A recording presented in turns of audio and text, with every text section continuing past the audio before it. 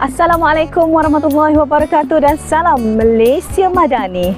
Ambo mari ni nak madah adik kakak pakak jemput pergi belakang ke majlis sambutan Aidilfitri Madani 2025 bersama Yang Amat Berhormat Perdana Menteri Peringkat Negeri Kelantan bertepat di Patah Irama Bacok pada 12 April 2025 hari Sabtu bermula pukul 9 pagi hingga 2 petang. Ada banyak juadah makanan yang kita sediakan kepada rakyat Kelantan untuk raya kali ini.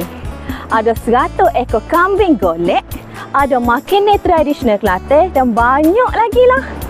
Boleh-boleh duk makan tu, adik kakak akan dihiburkan dengan bana, ketuk, silap, dikibarat oleh sirap Maharaja hak jadi Johor peringkat kebangsaan baru-baru ni dan juga penyanyi Irfan Mutiara Biru. Kepada adik kakak, jangan lupa amalan Raya Lestari semasa mari ke majlis sambutan Aidilfitri Madani ni, seperti kongsi kenderaan, bawa bekah makanan, bekah minuman dan tidak bawa plastik sekali guna.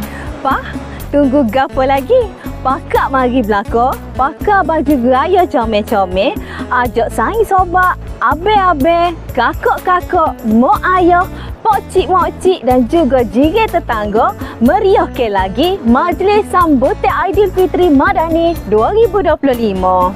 Ingat tu, 12 April 2025 hari Sabtu bermula pukul 9 pagi hingga 2 petang.